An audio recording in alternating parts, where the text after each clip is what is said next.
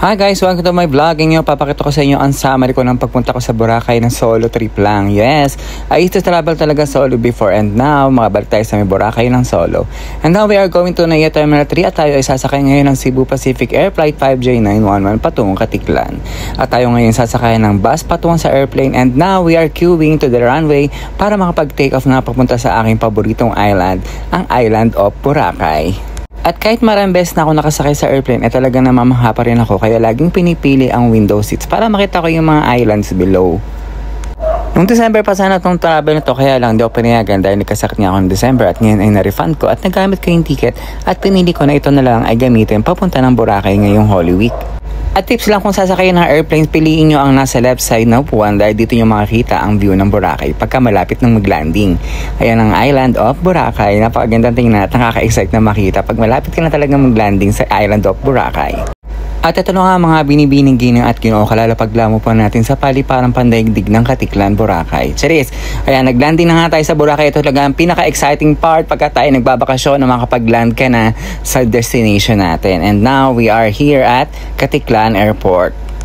And after natin mag-land ay maglalakad na tayo papunta sa may terminal para kuhanin ang ating luggage. At din ngayon pala ay konting lakad lang ay makakarating na sa may arrival ng Katiklan Airport. So again, thank you for servicing my flight, Cebu Pacific Air. At makikita nga pala natin ang aking white luggage na talagang nawala nung ako ay umuwi. Pero okay lang, after mga trip talaga lang magkakaroon ng mga problema. Pero at least naayos ko pa rin. At pagkatapos ko nga palang lumabas sa airport ay pumunta na ako sa aking service by Southwest. Binuko na nga pala ito sa may clock guys kung pupunta kayo ng Boracay ay hatid na kayo mismo sa inyong mga hotel para hassle free. Although madali lang na mag-DIY pero mas okay pa rin talaga kung kayo ay nakapackage na rin ng transfer going to your hotel. And now we are here at Katiklan Jetty Port at may sarili nga pala kayong daanan papunta sa may Jetty Port at di na kayo pipila para kumuha ng ticket dahil sila na mismo ang magpo-provide dito hanggang sa kamarating ka sa inyong destination or sa inyong hotel. Ito nga pala yung Southwest Tour na sa gilid ka na nakabukod ka sa mga passenger dahil may sariling service ang Southwest na nabuko nga pala ito sa may Klook. At kung di ka nga pala nakabook ng transfer, ay pipila ka pa dito ng matagal at kung saan ka pa pipila. Pero pagka ikaw ay nakabook dito sa may Southwest, ay dire-diretso na ang iyong process at mag-aantay ka lang na mag-boarding para makasakay ng boat going to the island of Boracay after nating mag-jetty port.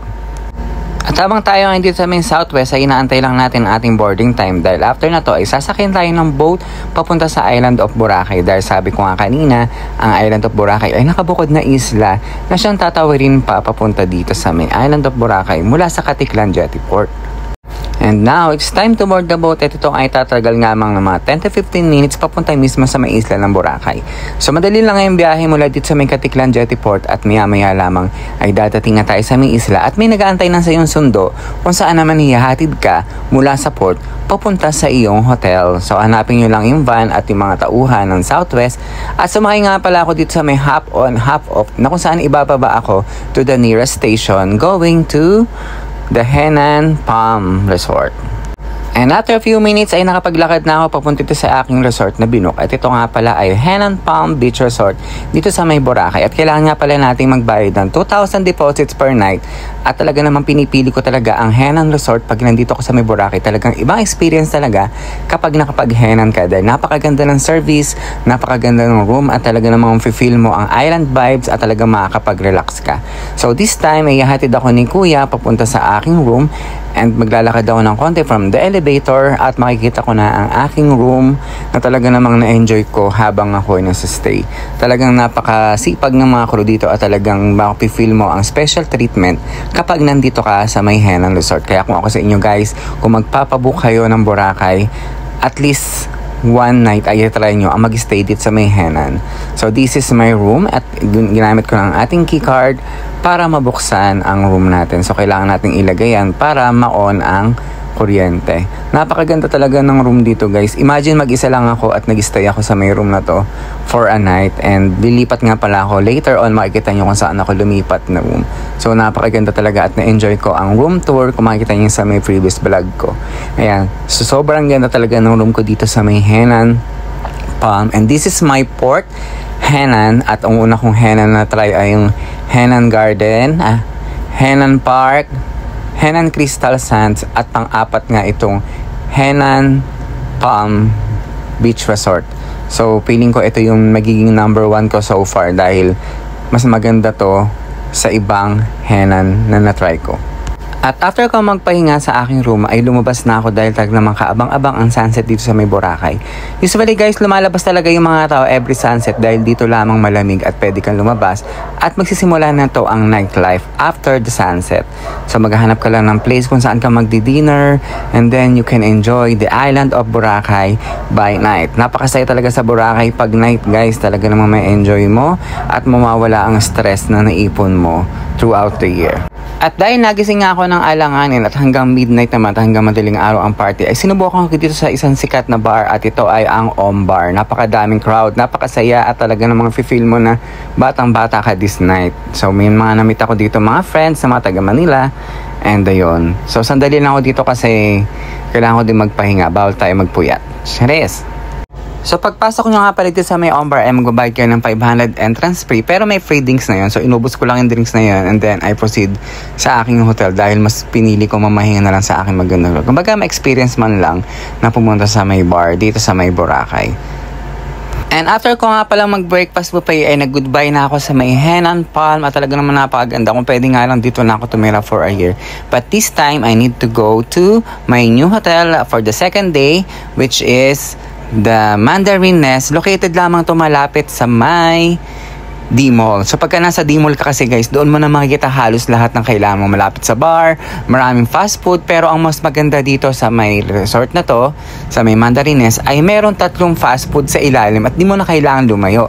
Mga fast food dito ay ang Jollibee, meron tayong mga inasal at meron tayong Chowking at talaga namang hindi mo na kailangan maglayo-layo pa dahil sa baba lamang mismo ng hotel na to ay meron ka ng makakainan. So napakaganda din ng room na to dahil sa location niya at maraming mga freebies at mga amenities na talagang mafe-feel mo na talagang hospitable ang mga taga Boracay at talaga namang may enjoy mo ang iyong pag-stay at makakapag-relax ka while staying dito sa may Mandarin Nest na sinasabi ko nga pangalawang hotel na pinag-stayan ko during my trip dito sa may island of Boracay. And after ko magpahinga ay lumabas uli ako para panoorin ang sunset dahil napakagandang manood ng sunset dito sa may Boracay, lalong-lalo na dadagdagan pa ng scenery sa mga dumadaang mga paraw.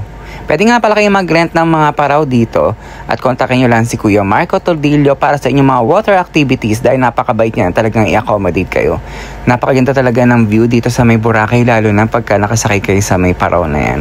And yun nga, sabihin sunset na that's the end of the day, pero this time magpapahinga na ako dahil flight ko na tomorrow to Manila. And this is my third and last day sa pag-stay dito sa may Boracay at ngayon papakita ko nga pala yung breakfast na sinaserve dito sa may Mandarin Nest. Although hindi masyado madaming choices pero masabi ko sa inyo lahat ng pagkain dito ay masarap at talagang must try at talagang busog na busog ako that day at talagang na-enjoy ko ang breakfast. Dahil maganda guys talaga pag magpupunta kayo sa may Boracay, piliin nyo yung mga mayroong hotel na nagsaserve ng breakfast buffet dahil ang sarap talaga lalo na yung egg at syempre itong taho na talagang nagustuhan ko na hindi ko pa natatry sa mga ibang resort. And this time nagkaroon ako ng separation anxiety talaga pag umaalis ako sa may Boracay talaga nalulungkot ako. And then nakasakay na ako dito sa may Southwest at sabihin ko nga mula sa may bus station ay ihatid ka na rin mula sa may Boracay Island going to the Caticlan Airport. So this time ay naglalakad na ako sa may port dito sa may island ng Boracay kung saan ang inaantay ko ang aking boat na siyang maghatid sa akin pabalik muli sa may Caticlan Jetty Port. So ganun din bibigyan nila yung boarding pass at hahanapin mo yung seat mo. At after a few minutes ay nandoon ka na mismo sa may Caticlan Jetty Port. At ito nga pala yung bus na sinakyan ko. At ito ay service uli ng Southwest na binuko sa Miklok. Pero pwede nyo i-book sa amin yan kung magpapakuha kayo ng package sa may Boracay. So nandito tayo ngayon sa may Caticlan Airport or sa Boracay Airport. And now we are on the bus going to the airplane. So pagkakasi pauwi na kayo sa may Manila, doon kayo sa may lumang airport mag-aantay and then sasakay kayo ng bus going sa may tarmac kung saan nakaparada yung ating airplane.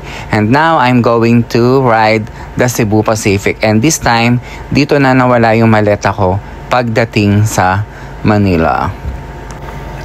And yan, ito na nga at mapapakita na ng paano mag-safety flight, MAMA ang mga flight attendant at 50 pesos na lang natitira kong pera guys. Charis! So umorder nga pala ako ng pagkain dyan. And then, after a few minutes, ay nakalapag na tayo sa NAIA. At ito na yung moment na mag-aantay na ako ng maleta ko pero wala na. And that's the end of my vlog. Thank you for watching my vlog. And kung gusto nyo magpunta ng Boracay, magpabook lamang kayo sa akin. Huwag kayong mahiya at talagang bibigay kayo ng magandang deal at magandang quotation sa pag-travel dito sa may Boracay. Bye-bye!